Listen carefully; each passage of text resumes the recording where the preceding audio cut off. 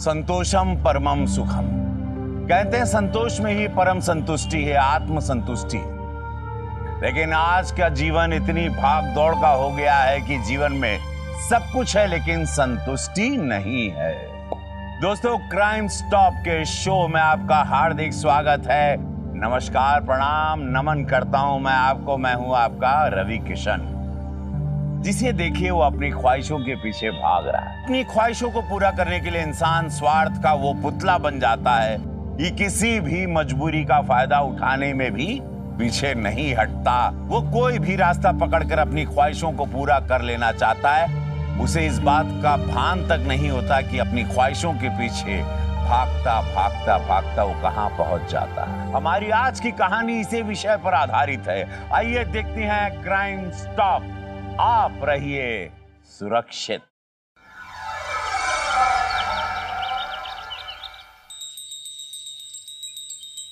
नावतारं संसार सारं भुजगेन्द्रहारं सदा वसन्तं हृदयारविन्दे भवं भवानी सहितं नमामि। त्वमेव माता च पिता त्वमेव बन्धुश्च सखा त्वमेव विद्या द्रविणं त्वमेव सर्वं मम देव देव।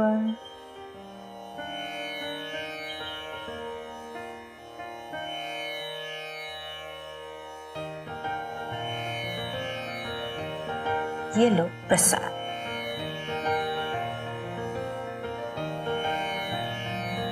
खुश रहे बेटा। बेटा थोड़ी चाय भी बना दे। जी माँ जी, अभी लाती।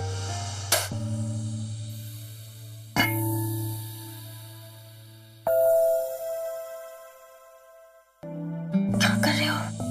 क्या कर रहा हूँ मतलब? अरे माँ जी देख लेंगी। तो देखना दो। अपनी बीवी से प्यार कर रहा हूँ मैं। चुप।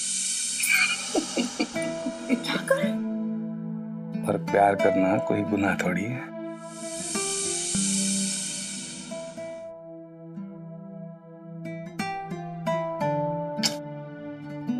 सुनो, बोलो। शाम को जल्दी आ जाऊंगा। ठीक है। फिल्म देखने चलते हैं। तू और मैं, हम दोनों। ठीक है। अब बस करो, जाओ। अरे लेट हो जाओगे।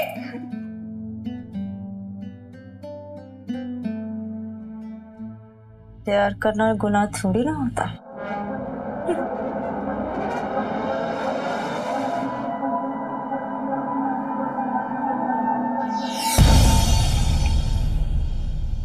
ये लीजिए मम्मी जी आपकी चाय। दे बेटा। मम्मी जी मैं एक काम से बाहर जा रही हूँ, थोड़ी देर में आती हूँ। चल ठीक है, संभाल के जाना बेटा। हाँ, आप अपना ध्यान रखना है। आराम से जा।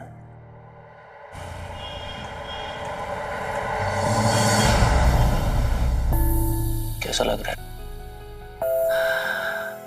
कुछ ठीक फील हो रहा है? अभी भी पूरी तरह से ठीक नहीं हुए हैं। मन में ठटका सा लगा रहता है। आप वही दवाई दे दीजिए, उससे हमें काफी अच्छा महसूस हुआ था।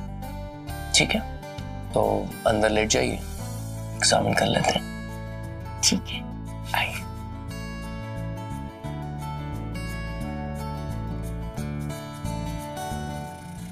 लेट जाइए।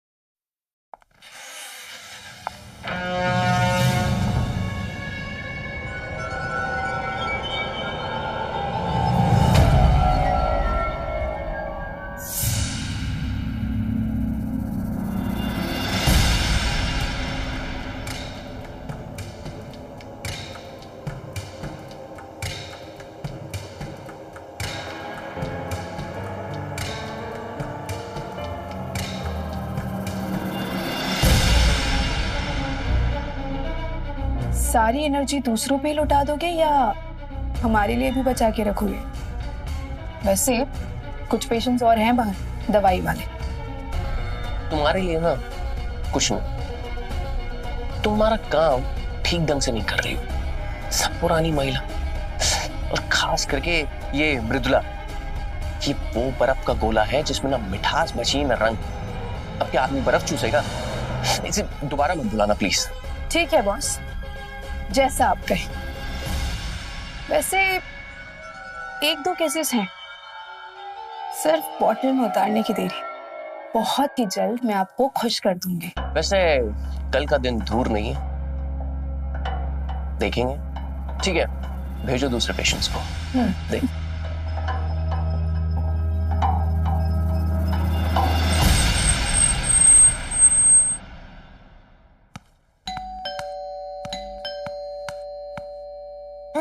आराम से।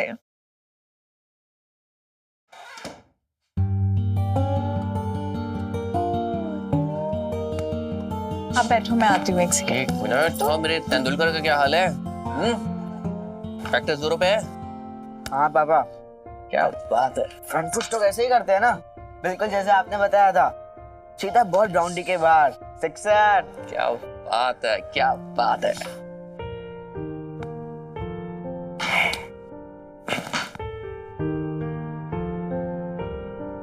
लीजिए, हम आपके लिए खाना लगा देते हैं, आप जल्दी से फ्रेश हो जाइए। पापा जल्दी आने वाले थे, लेट क्यों हो गया? क्या करे बेटा, पेशेंट्स बहुत थे ना, बहुत बड़ी जिम्मेदारियों का काम है। खाना लग गया है, आ जाइए जल्दी फ्रेश होके।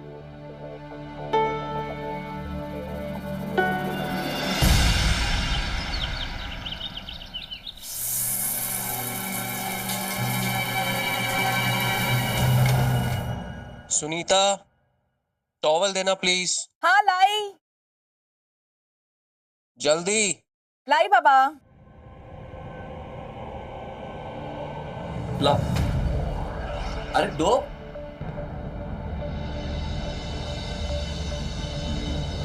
टॉवल।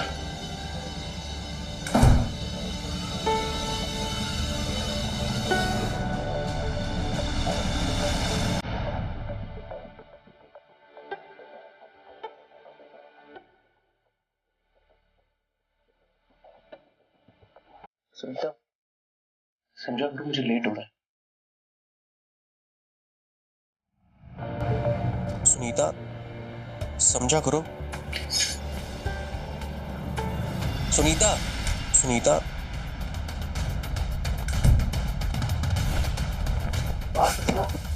मेरी बात सुनो। देखो, आज पेशेंट्स बहुत ज्यादा है, समझा करो, मुझे जल्दी जाना है। हर बार आपके पास कोई नया बहाना होता है ना आशु। जल्दी जाना है, मूड नहीं है, थका हुआ हूँ, वगैरह वगैरह। सच सच बताना आशु, कोई और मिल गई है क्या? क्या बकवास कर रही हो तुम? वही बोल रही हूँ जो आप सुन रहे हैं। देखो, हर एक चीज का ना वक्त होता है, और आपके पास तो इस चीज के लिए कभी वक्त होता ही नहीं है ना। रात में कहते हो कि थका हुआ हूँ, दिन में कहते हो कि मूड नहीं है। देखो सुनीता, प्लीज चुप हो जाओ। रोज रोज ना मैं एक ही बात पे बहस करके अच्छा नहीं लगता। अच्छा तो हमें भी नहीं लगता आशु कि रोज रोज हम खुद को सामने से आजमाते रहे कि पता नहीं जनाब कब मेहरबान हो जाएंगे। तुमसे तो ना बात ही करना बेकार है। हाँ, अब हमसे बात करना भी बेकार है। खैर, जाने से पहले नाश्ता तो करके जाओगे ना, कि उसका भी मूड नहीं है। नाश्ता तुमने सुबह पड़ोसी दिया है।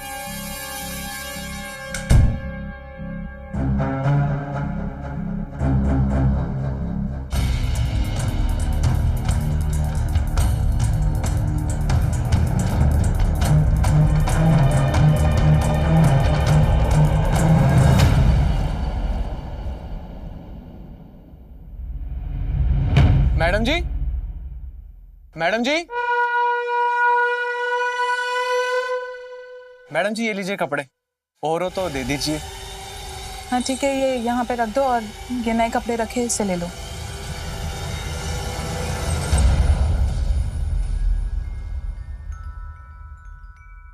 मैडम जी पैसे।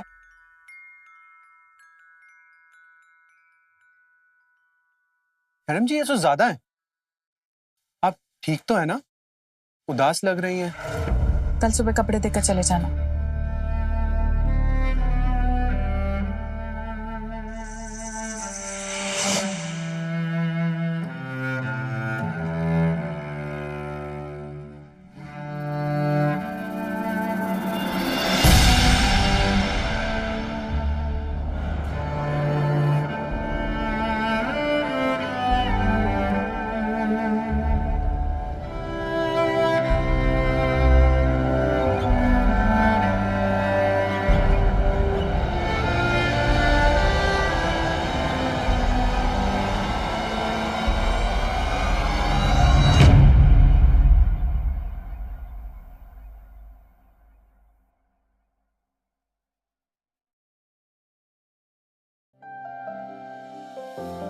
आपका ये फॉर्म भर लेते हैं। जी। इसमें हर एक कॉलम को फिल करना जरूरी है ताकि डॉक्टर साहब आपकी बीमारी को अच्छे से जान पाए और आपको एक बेहतर इलाज दे सके। जी मैडम। ठीक है, तो शादी को कितने साल हुए हैं आपके? यही कोई 4 साल। और पति साथ में रहते हैं? नहीं, मेरे पति साथ में नहीं रहते, वो मर्चेंट नेवी में है। 6 महीने की छुट्टी पे कहीं 1 महीने पे आते हैं। ओके। बच्चे कितने हैं आपके? अभी तो मेरा कोई बच्चा नहीं है। पति के साथ शारीरिक संबंध बनाते हुए कितना टाइम हो गया आपको? वो अरे घबराओ नहीं, ये जरूरी क्वेश्चन है। 3 महीने। ओके, बाकी सारी डिटेल्स तो आपने भर दी है। अब आपकी फोटो ले लेते हैं। फोटोज? वो क्यों? अरे हाँ, वो आपकी फाइल बनेगी ना, तो उसमें फोटो की भी जरूरत है। ओके। Okay, smile.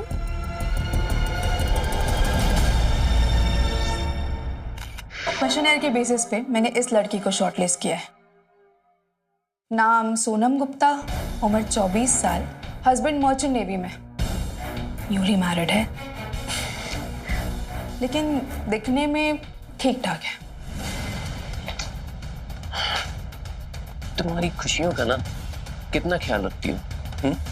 खुशियों के साथ साथ हमारा भी बहुत ख्याल रखती हो। भाई गर्लफ्रेंड हो तो तुम्हारे ऐसी। इंसान को खाने की भूख होती है और हमें खा जाने की होती है। हमें भी तुम्हारे साथ बहुत मजा आता है। जो भूख तुम्हारी पत्नी नहीं मिटा सकती, वही प्यास हमारा पति नहीं मिटा सकता। बस इसलिए तो उसे छोड़ा, सिर्फ तुम्हारे लिए।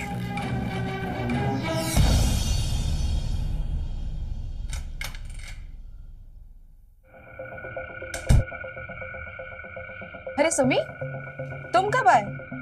आरश में अभी आया। वो मम्मा ने खाना भेजा है। पापा के लिए? हाँ, वो डैड बिना नाश्ता किए चले आए थे। क्यों? घर पे फिर कोई झगड़ा हुआ क्या? हाँ यार, अब तो ये रोज की बात हो गई है। मॉम डैड के बीच झगड़े होते ही रहते हैं। पापा के पास मम्मी के लिए समय नहीं है और मम्मी इसी बात की झगड़ती रहती है। अच्छा सुमी, एक बात बोलूं? इसमें ना सारी गलती तुम्हारी मम्मी की है। I mean, तुम्हारे पापा को देखो, दिन भर तुम्हारे लिए, तुम्हारी मम्मा के लिए कितना काम करते हैं, घर चलाते हैं, पैसे कमाते हैं। और तुम्हारी मम्मा घर में सिर्फ आराम करती है। अरे थोड़ा समझना चाहिए, थोड़ा एडजस्ट करना चाहिए, ये नहीं कि झगड़ने बैठ जाओ। तो तुम बताओ रश्मि, मुझे क्या करना चाहिए? तुम्हें ना अपने मम्मा को समझाना चाहिए।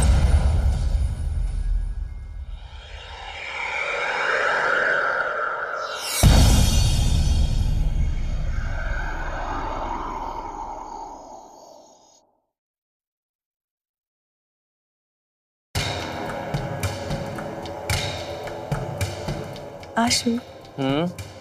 बोलो ना। आशु। क्या है? क्या है? आशु। आशु।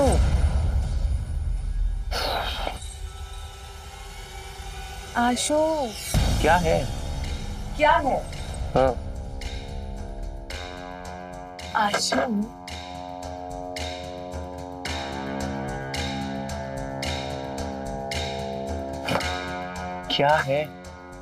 क्या है? अपने पति को प्यार करना है, और क्या है? काम।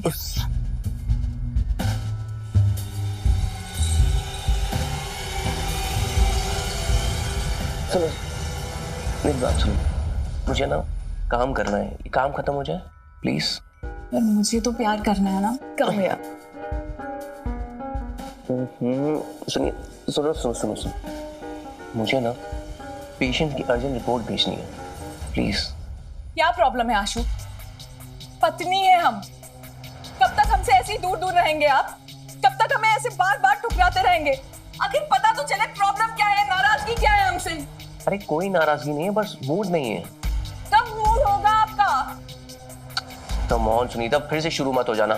शुरू तो आप हो चुके हैं, अब हमें करने का मन है तो हम क्या करें बताओ आप।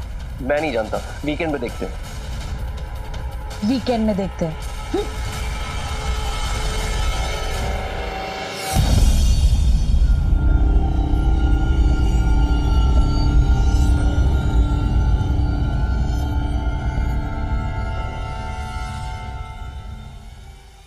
सारे अच्छा अच्छा मैं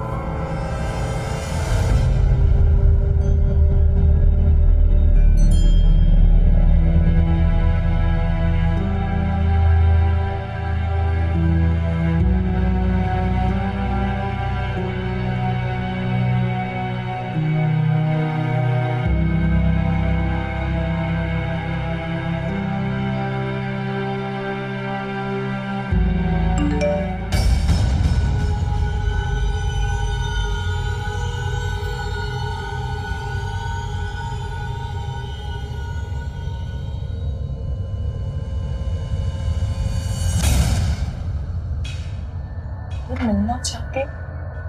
ये मृदुला कौन है? फोन तो लाओ हमारा। पहले हमें ये बताओ ये मृदुला है कौन? ये क्यों मिलना चाहती है आपसे कल? ये इसी से चक्कर चल रहा है ना आपका? यही है ना जो हमारी जिंदगी बर्बाद कर रही है? बकवास मत करो, हम एक डॉक्टर है, हमारे पेशेंट हमें फोन करते रहते हैं, इसका मतलब ये नहीं कि हमारा किसी अफेयर चल रहा है। अच्छी तरह से जानते हैं हम आपकी जिंदगी में क्या चल रहा है। तुमसे तो ना बात ही करना बेकार है।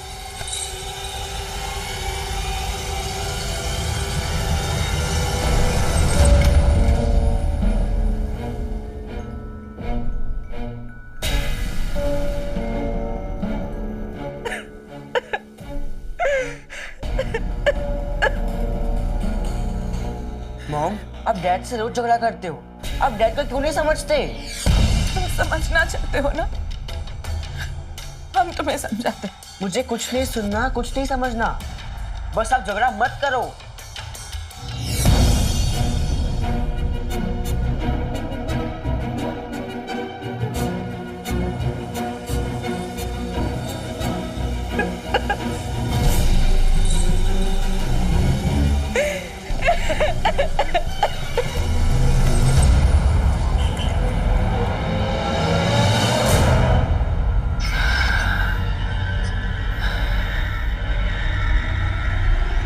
कब आ रहे हैं आपके पति? कुछ पता है नहीं है। हम है ना, चले। रश्मि, मुझे डॉक्टर साहब से मिलना है। डॉक्टर साहब आज क्लिनिक में नहीं है, वो तुमसे नहीं मिल सकते। ऐसे कैसे नहीं मिल सकती? अगर डॉक्टर साहब नहीं है तो ये सब क्या तुम्हारे मुंह देखने के लिए बैठे हैं यहाँ पे? देखो, मुझे बहुत जरूरी बात करनी है, प्लीज जाने दो अंदर। देखो, आज के सारे अपॉइंटमेंट्स पूरे हो चुके हैं, तुम घर जाओ, मैं तुम्हें कॉल करके बता दूंगी। तुम्हारी प्रॉब्लम क्या है? पहले तो मुझे बड़ा कॉल कर करके बुलाती थी, अब क्या हुआ? अब ये सब लोग उनसे मिल सकते लेकिन मैं डॉक्टर साहब से नहीं मिल सकती, क्यों? जाने दो मुझे। नहीं, तुम नहीं जा सकती अंदर। देखो, सीधी तरीके से निकलो यहाँ से, वरना क्या कर लोगी? वरना तुम्हारी रासलीला के किस्से तुम्हारे पति को बता दूंगी। सब पता है हमारे पति को, तुम्हें बताने की जरूरत नहीं है। अच्छा, पति को पता है ना, सारी दुनिया को तो नहीं। देखो, सीधी तरीके से निकल जाओ यहाँ से, कोई तमाशा मत करो। देख लूंगी तुम्हें।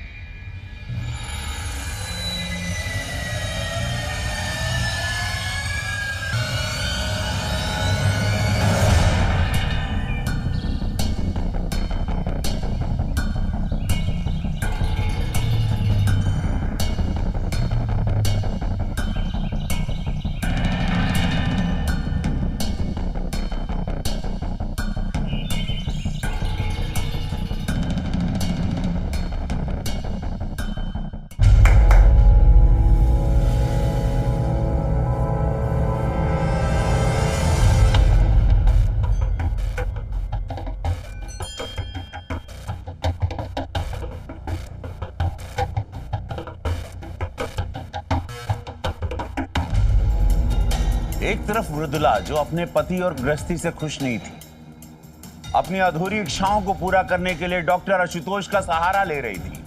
दूसरी तरफ डॉक्टर आशुतोष अपने घर में सब सुख सुविधाओं के होते हुए भी अपनी पत्नी की भावनाओं को कुचल रहा था। उसकी प्रेमिका रश्मि खुद भोली भाली या यूं कहें कि हालात में उलझी हुई महिलाओं को मनोरंजन का साधन बनाकर पेश कर रही थी। उनकी भावनाओं को, उनकी कमजोरियों को निशाना बनाकर उन महिलाओं का इस्तेमाल किया जा रहा था। इनमें हर कोई दोहरी जिंदगी जी रहा था, लेकिन ये सब भूल गए थे कि दो नाव की सवारी कितना घातक हो सकती है और जब कभी ये राज खुलेगा तो इसके परिणाम क्या होंगे, आइए देखते हैं। हाँ जी। दवाई खा लो, आराम से। हाँ। और सुनो, आज से तुम्हारा जो भी काम है हमें बता दो, हम कर देंगे। ठीक। क्योंकि हम नहीं चाहते मेरी पत्नी ऐसी हालत में कुछ काम करे। Thank you. अभी आराम करो, कल हम खुद ले जाएंगे तुम्हें डॉक्टर के पास। जल्दी ठीक हो जाओगे।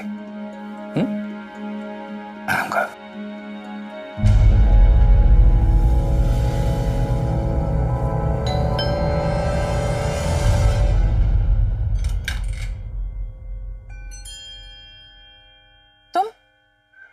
तुम तो आज सुबह ही कपड़े देकर गए थे ना, तो फिर अभी?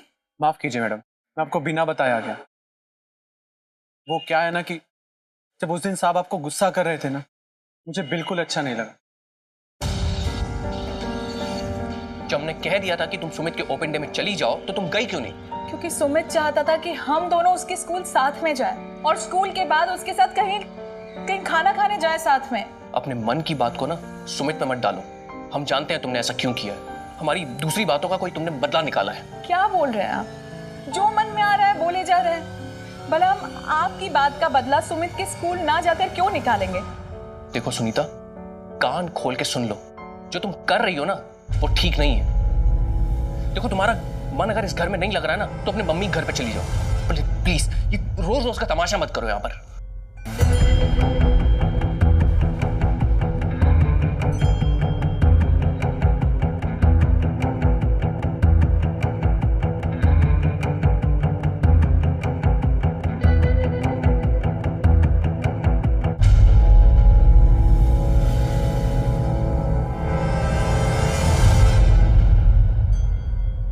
इससे पहले भी एक दो बार मैंने देखा है जिस तरह वो आपको गुस्सा करते हैं। ये आपके साथ अन्याय हो रहा है।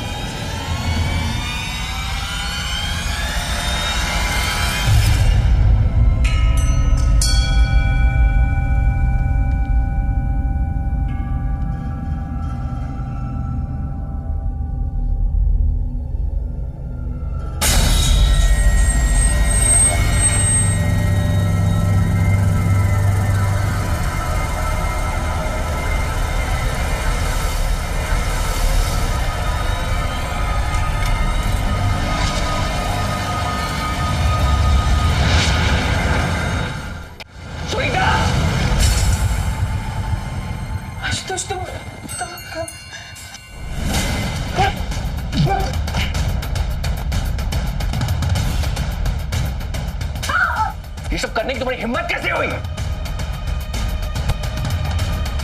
बस करो आशुतोष, आपको कोई अधिकार नहीं है कि आप कुछ भी बोलो। आपको तो हमारी परवाह है नहीं। कम से कम कोई तो है जो हमारी जरूरतों का ख्याल रखता है। शर्म आया? बेच खाई तुमने? क्या करूं मैं? क्या करूं? आप ही बता दो मैं क्या करूं। बताओ ना, आपको तो हमारा कोई ख्याल है ही नहीं। कभी मेरी परवाह की? आप कभी सोचते ही नहीं कि हमें भी प्यार की जरूरत हो सकती है।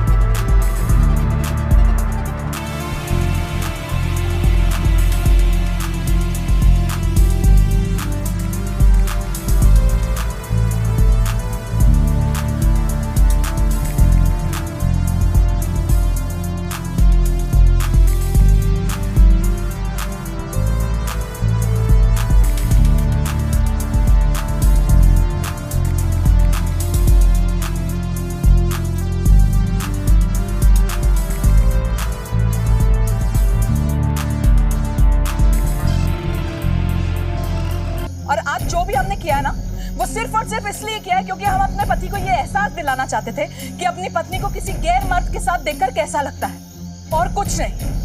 हम उन्हें जलाना चाहते थे, उन्हें समझाना चाहते थे,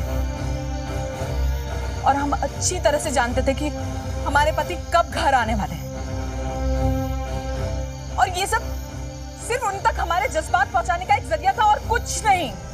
इसका मतलब मैडम आप हमारा इस्तेमाल कर रही थी। उस घटिया इंसान के लिए आपके मन में अभी भी प्यार और भावना है। वो आपके लायक नहीं है। आप चलिए हमारे साथ।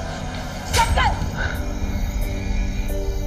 अपनी औकात में रहो और अपनी जुबान संभाल के बात करो। पति है वो हमारे, और हमारी निजी जिंदगी में तुम्हें कुछ भी बोलने का कोई अधिकार नहीं है। भले ही वो एक पति का फर्ज नहीं निभा रहे हो, पर वो एक पिता का फर्ज बखूबी निभा रहे हैं। और हम अपने बेटे की खुशी के खातिर उनके सारे गुनाहों को माफ कर सकते हैं। बस हम ये चाहते हैं कि वक्त रहते सब कुछ संभल जाए। सुमित अब बड़ा हो रहा है, बातों को समझने लगा है। इससे पहले कि वो फट पड़े, हम चाहते हैं कि हमारी गृहस्थी हम संभाल ले। बस इसीलिए तुम्हारा इस्तेमाल किया। न इसके अलावा हमारे मन में किसी के लिए कुछ था, न है और न ही रहेगा। और हाँ, हमने तुम्हारा इस्तेमाल किया, माफ कर दो और जाओ यहां से।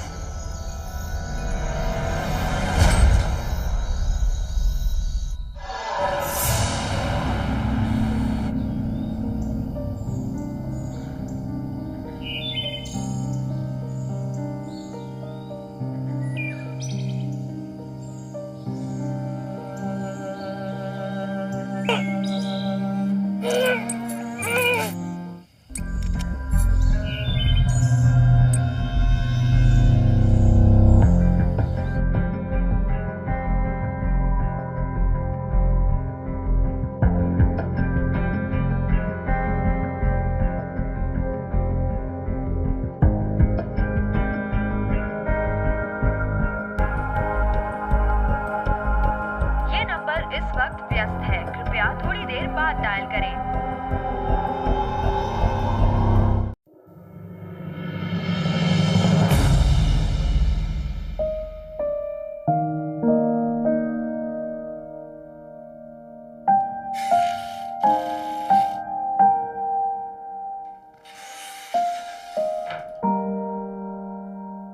क्या बात है, घर में फिर कोई झगड़ा हुआ क्या?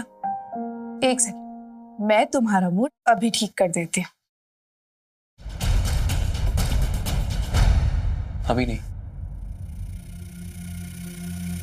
हम ये सब बंद कर देना चाहते हैं। हम पराई औरतों के चक्कर में पड़कर हमने अपने ही घर में आग लगा दी, अपनी ही पत्नी को धोखा दिया। हमारी करतूतों की वजह से सुनीता हमेशा हमसे लड़ती है, जिसका असर हमारे बेटे पे पड़ रहा है। हम अपनी पत्नी को खुश देखना चाहते हैं। पत्नी पत्नी पत्नी, भूल गए कि तुम्हारे लिए हमने अपने पति को छोड़ा। मन भर गया ना हमसे? हमसे नहीं, ये दौर जिंदगी से। इसलिए हम तुम्हें भी ये कहते हैं कि अपनी गृहस्थी संभालो, अपने पति के घर लौट जाओ। हमने तुम्हारे लिए जाने क्या कुछ नहीं किया। तुम चाहते थे कि तुम्हारी वो पत्नी तुम्हें घर जाकर परेशान ना करे, इसलिए उसे दूर रखने के लिए तुम्हारे बेटे के कान भरे कि वो अपनी माँ को ही दोषी मानता रहे। क्या तुमने सुमित के कान भरे? क्यों किया तुमने ऐसा? तुम्हें अपना बनाए रखने के लिए हमने ना जाने क्या कुछ नहीं किया, और तुम आज ये कह रहे हो?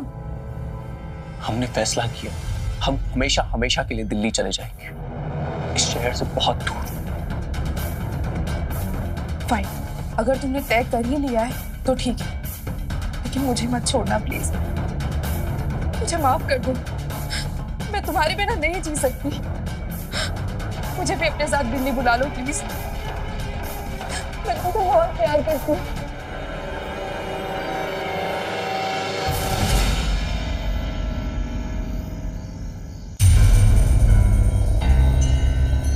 मेरा फोन क्यों नहीं उठाते हो? मैसेज का रिप्लाई भी नहीं देते हो।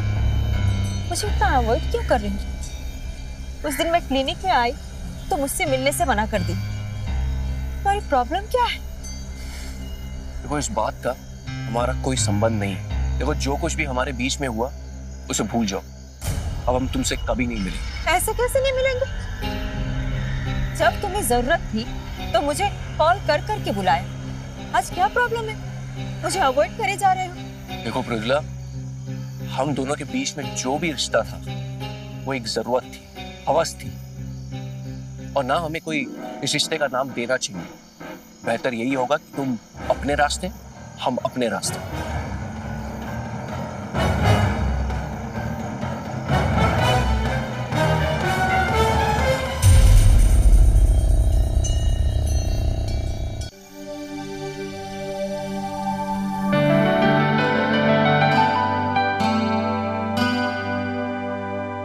अरे हाँ जी, ये चमत्कार कैसे हो गया?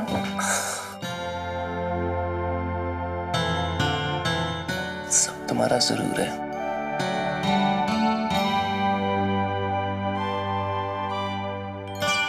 I'm sorry, मुझे माफ कर दो। हम अपने रिश्ते को फिर से खोजने की कोशिश कर रहे हैं।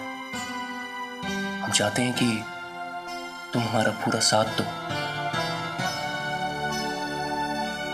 आपको शायद पता नहीं है, हम भी इसी चीज के लिए तरस रहे थे।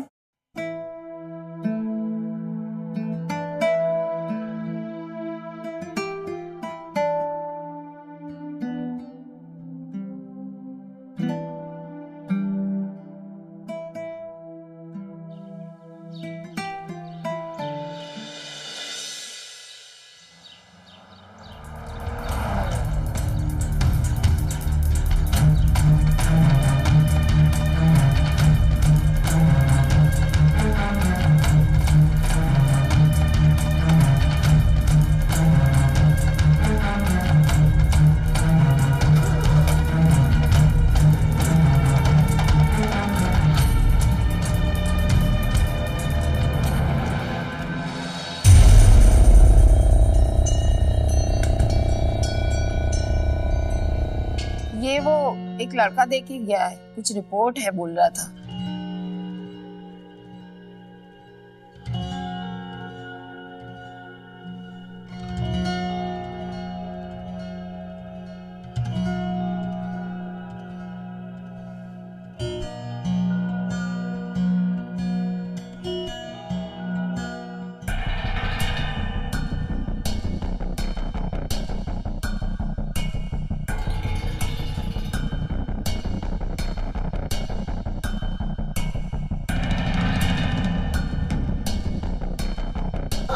प्रेग्नेंट? नहीं।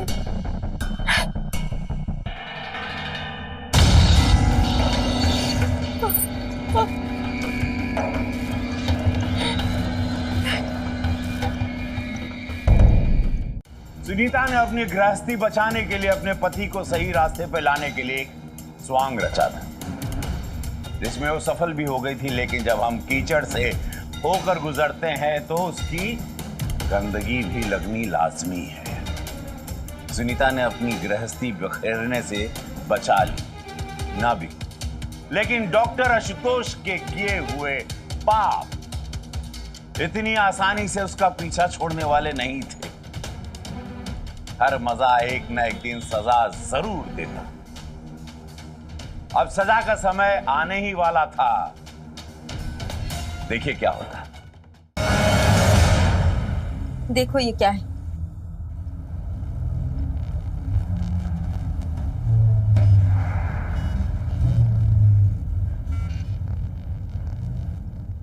ये तो तुम भी जानते हो ना, इस टाइम पे गर्भपात नहीं कराया जा सकता। नहीं। फिर मैं क्या करूं? हम नहीं जानते। देखो मृदुला, हम अपनी खुद की जिंदगी समेटने में लगे हुए हैं। हम हमेशा हमेशा के लिए दिल्ली जा रहे हैं। तुम भी देखो कि तुम क्या कर सकती हो, पर हम शायद तुम्हारी कोई मदद नहीं कर पाएंगे। वाह डॉक्टर साहब वाह, क्या सोच है आपकी। तुम हमें क्यों दोष दे रही हो? हमने तुम्हारे साथ कभी जोर जबरदस्ती की? तुम खुद ही हमारे क्लिनिक में आती थी, लाइन लगा के बैठती थी। अब बच्चे की खुशखबरी अपने पति को दो, हमें क्यों परेशान कर रही हो? ये जानते हुए भी कि वो बाप नहीं बन सकते। क्या बोलूं उनसे, क्या कहूं, कैसे मुंह दिखाऊं उनको? देखो मृदुला, हमारी जिंदगी का लेखा जोखा हमें पता है और तुम्हारी जिंदगी का लेखा जोखा तुम्हें पता है। ठंडे दिमाग से सोचो, कोई ना कोई रास्ता जरूर निकलेगा।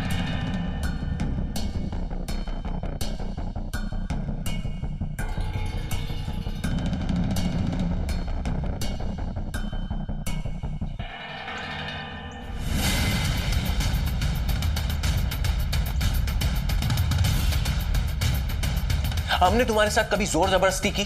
तुम खुद ही हमारे क्लिनिक में आती थी, लाइन लगा के बैठती थी। अब बच्चे की खुशखबरी अपने पति को दो, हमें क्यों परेशान कर रही हो? ठंडे दिमाग से सोचो, कोई ना कोई रास्ता जरूर निकलेगा।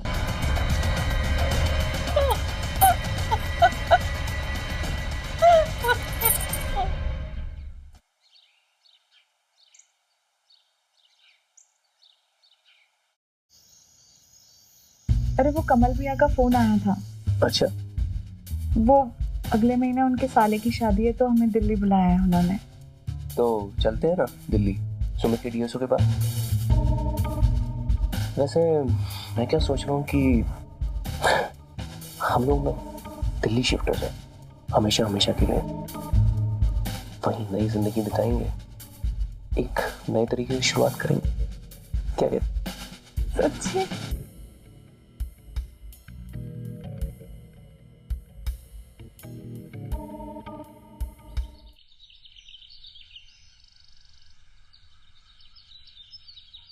मृदु, मृदु, क्या हुआ? सब ठीक तो है? हाँ सब ठीक है। अरे हाँ, तुम्हारे रिपोर्ट्स आने वाले थे ना, क्या हुआ? कुछ प्रॉब्लम है? नहीं सब नॉर्मल है। तो फिर तुम्हारे पेट में बहुत दर्द था, वो खाने में कुछ उल्टा सीधा आ गया होगा। ओह, बस इतना सही था? तो ऐसे उधेड़ बन में क्यों पाई थी हो? बस अपने आपसे रिश्ते के बारे में सोच रही थी। अपने आपसे रिश्ते के बारे में?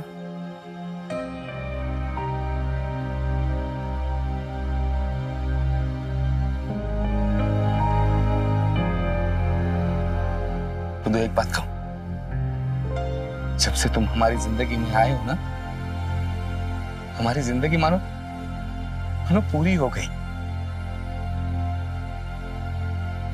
मुझे मेरी किस्मत से कोई गिला शिकवा नहीं है, वाकई कोई गिला शिकवा नहीं है, बल्कि फक्र है। फक्र है कि हमें तुम्हारी जैसी पत्नी मिली। बहुत प्यार करते हैं आपसे, बहुत प्यार करते हैं।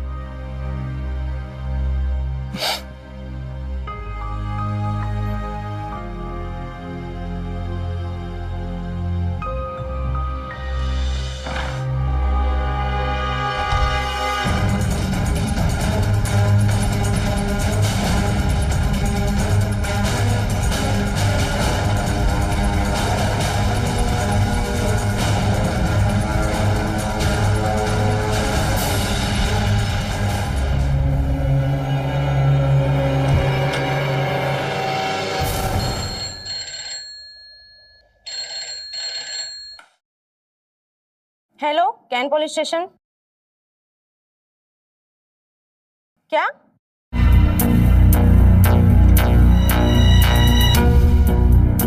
सर, गंगानगर में एक लाश मिली है। चलो गाड़ी निकल।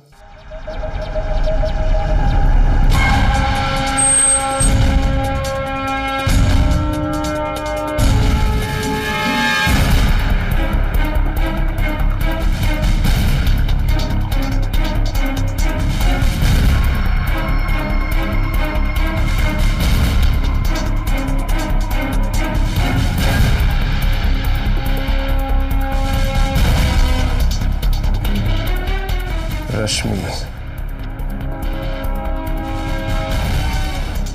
रिसेप्शनिस्ट, डॉक्टर आशुतोष देव क्लिनिक।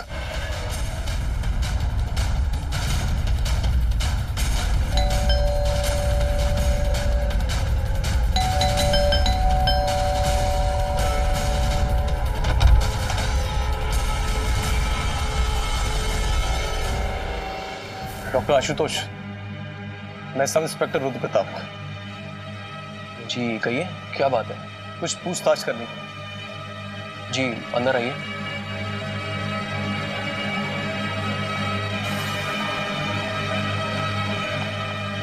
जी बैठिए। डॉक्टर साहब, आपकी क्लिनिक में काम करने वाली आपकी रिसेप्शनिस्ट रश्मि का आपके घर में मर्डर हो गया। रश्मि का मर्डर? ये क्या कह रहे हैं आप? इसी के सिलसिले में बात करनी थी। उसकी किसी से दुश्मनी, रंजिश या कोई ऐसी इंफॉर्मेशन जो हमारे काम आ सके? जी हम नहीं जानते। रश्मि को आखिरी फोन आपने किया था ना? जी किया था, पर उसने फोन नहीं उठाया। क्यों किया था? फोन करने की वजह क्या थी? तो एक्चुअली हमारी क्लिनिक में किसी ने तोड़फोड़ कर दी थी। हम यही जानने के लिए उसे फोन कर रहे थे, पर किसी ने फोन उठाया नहीं। तो हमने सोचा जब वो सुबह हमसे मिलेंगी तो मैं पूछ लूंगा। आपकी क्लिनिक में तोड़फोड़ हो गई, आपने पुलिस कंप्लेंट नहीं की? समझ में नहीं आ रहा था कि है ना किसने किया और क्यों किया। ये मेरी वाइफ है सुनीता। हेलो, मैं इंस्पेक्टर रुद्र प्रताप। आपकी पति के क्लिनिक में काम करने वाली रश्मि का कल रात मर्डर हो गया उसके घर पे। कुछ जानती हैं?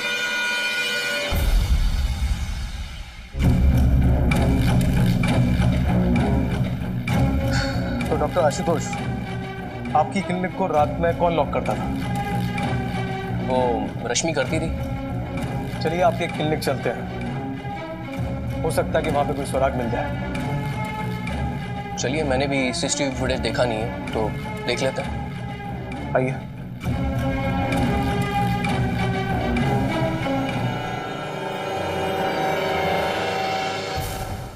मृदुला, मृदुला कहाँ है माँ? अरे होगी अपने कमरे में। अच्छा अच्छा माँ, मैंने गर्मा गर्म जिलेबी लाई है उसके लिए, आप भी खा लो ना। गरम है, गरम संभाल के। मैं मृदुला को देकर आता हूँ। हाँ? देखिए मृदुला,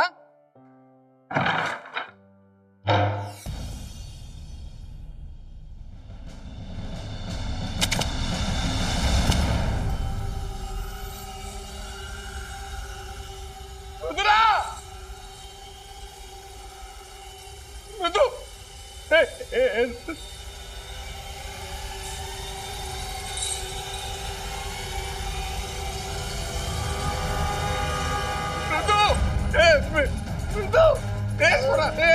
चालू, मृदु, मृदु, उठना उठना मृदु, उठना मृदु,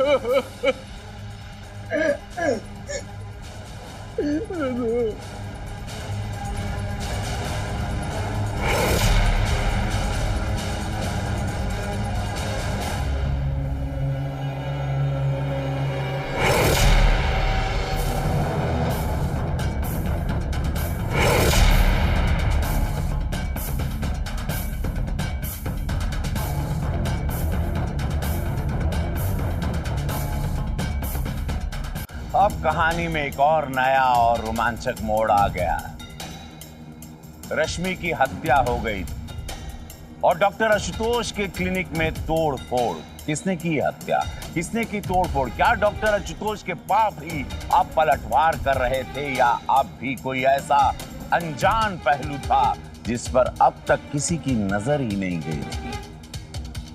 कौन खेल खेल रहा था ये खेल? मामला संगीन था, पुलिस इस मामले को समझना चाहती थी। आइए देखते हैं क्या मामला था। आइए सर, प्लीज।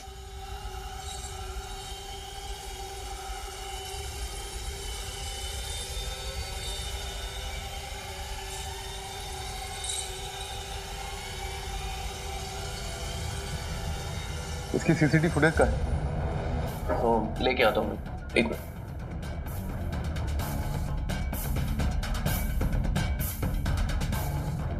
सर्च करो।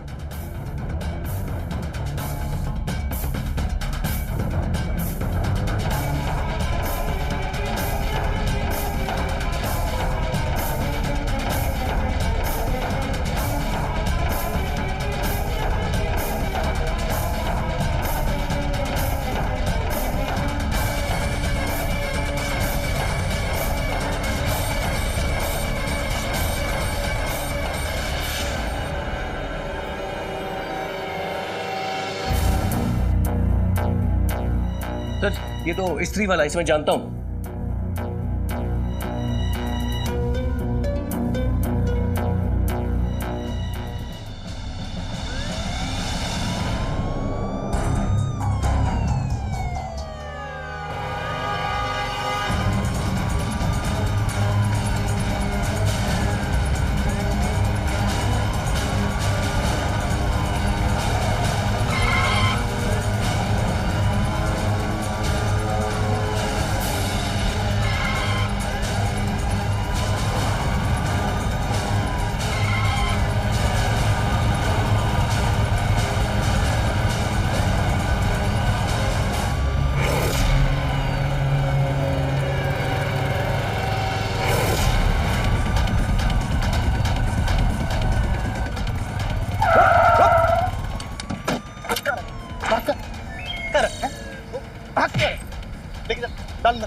डाल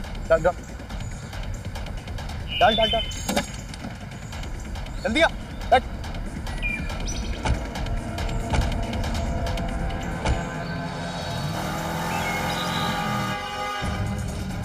सर मैंने कुछ नहीं किया सर। मैं बताता हूँ तूने क्या किया। डॉक्टर की असिस्टेंट रश्मि को तूने क्यों मारा? मारा? सर मैंने किसी को नहीं मारा सर। माँ कसम सर मैं किसी को जानता भी नहीं हूँ। और मैं रश्मि के, मुझे नहीं पता सर रश्मि कौन है। सर हाँ? उसकी क्लिनिक में क्यों गया था? वहां पे तोड़फोड़ क्यों की तूने? सर मैं डॉक्टर को सबक सिखाना चाहता था। सबक? क्या सबक? सर वो डॉक्टर अच्छा आदमी नहीं है, अपनी बीवी को परेशान करता है, वो हमसे देखा नहीं जा रहा था। अच्छा इधर साले, पति पत्नी के बीच में तू आने वाला होता कौन है बे? तू कौन होता है? सर हम सुनीता मैडम से प्यार करते हैं और हमसे उनकी हालत नहीं देखी जा रही, इसलिए हम चले गए डॉक्टर के क्लिनिक में। गुस्सा आ गया था सर, हमने कर दिया तोड़-फोड़। हमसे नहीं देखा जाता और हम नहीं जानते सर कि वहाँ पर कौन का नहीं। माँ कसम सर, हम बेकसूर सर, हमने कुछ नहीं किया सर, हमने किसी का मर्डर नहीं किया है। बेटा तेरी आशिकी तो मैंने काटता हूँ। तू बैठ बैठ।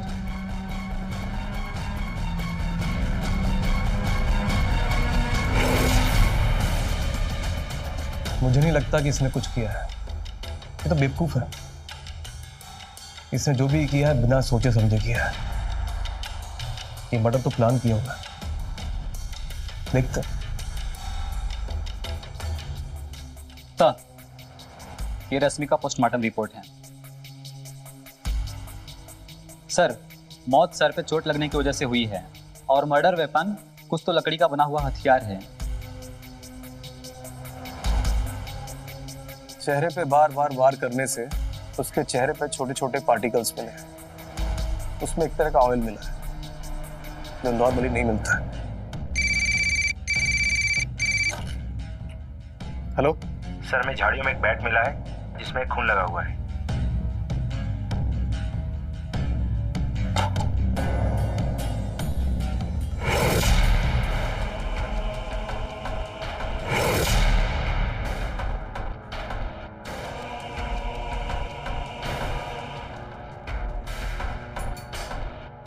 Hello hello sir.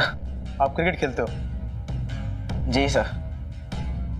लेकिन बेटा इसमें बैट तो है नहीं।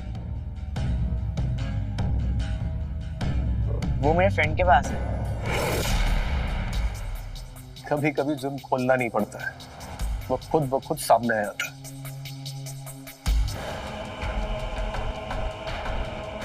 बेटा एक बात बताओ, तुमने अपना बैट किस दोस्त को दिया?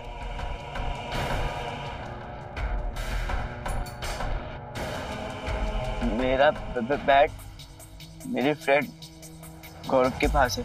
अच्छा इंस्पेक्टर साहब, अब से क्या पूछे चले जा रहे हैं? इसका भला इस सबसे क्या लेन देना? सर ये छोटा बच्चा है, अब ये सब सवाल क्यों पूछ रहे हैं इससे? ये झूठ बोल रहा है। इसने अपना बैट किसी दोस्त को नहीं दिया।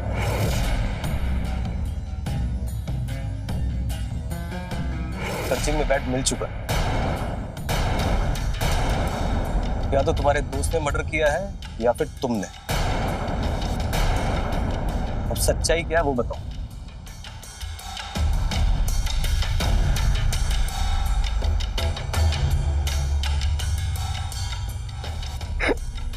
सच बताऊं तो इस सबके जिम्मेदार पापा है।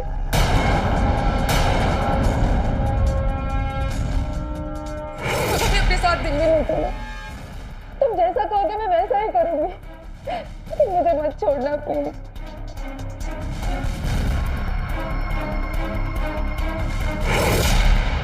फिर मैंने फैसला कर लिया।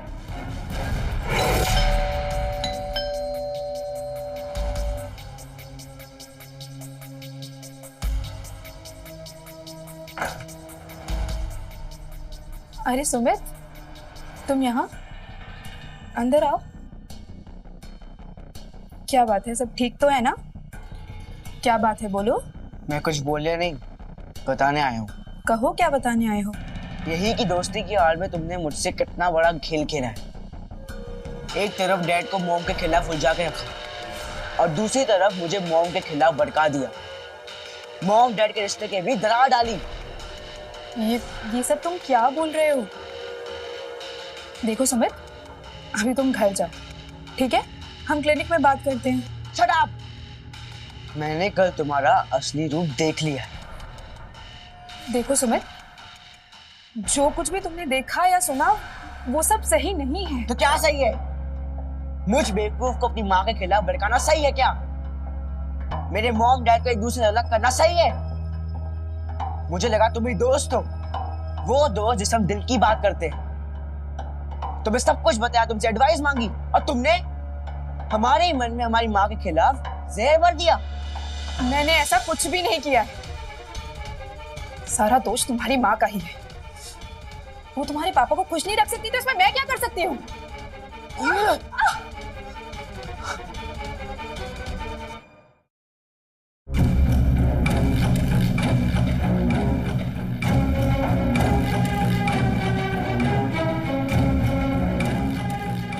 ये तुम क्या कर रहे हो सुमित? देखो, प्लीज मुझे माफ कर दो। मैं ऐसा आपसे कुछ नहीं करूंगी। मैं तुम्हारे पापा से भी नहीं मिलूंगी। मैं तुम्हारी मम्मी को भी सॉरी बोल दूंगी। मैं ये शहर छोड़कर चली जाऊंगी सुमित। सुमित प्लीज ऐसा मत करो। सुमित नहीं, कोई बचाओ मुझे प्लीज।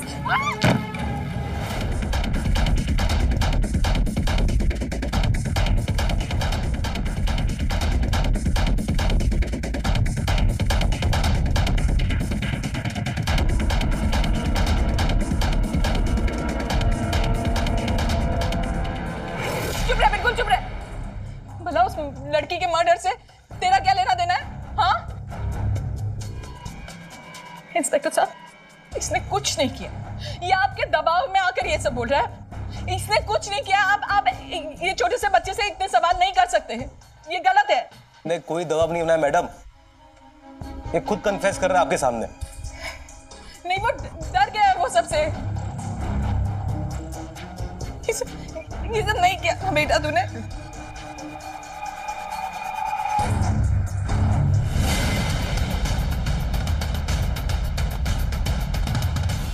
तुमने क्यों किया ऐसा? क्यों किया? क्यों किया? तुमने उससे ये सब करवाया आशुतोष। तुमने उससे ये सब करवाया। तुमने इससे ये सब करवाया। अच्छी भली जिंदगी बर्बाद करके रख दी तुमने। सब खत्म कर दिया। मुझे नहीं पता था एक बाप के गुनाह की सजा बेटी को इस तरह भुगतनी पड़ेगी।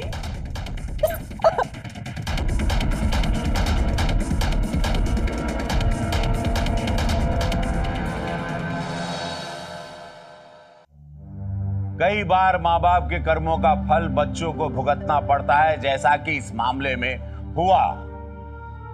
आशुतोष ने अपने आप को बदल डाला, लेकिन इंसान को उसके कर्मों की सजा मिलती है, चाहे जैसे भी मिले। किसी की बद्दुआएं बेकार नहीं जाती। आशुतोष को इस बात का एहसास तो हुआ, लेकिन बहुत देर से।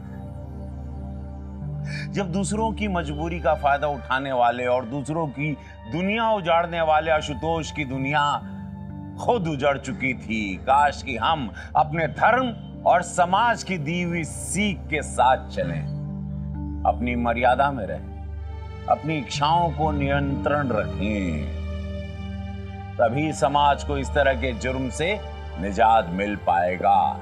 मिलते हैं अगले एपिसोड में क्राइम स्टॉप। आप रहिए सुरक्षित। जय हिंद, भारत माता की जय।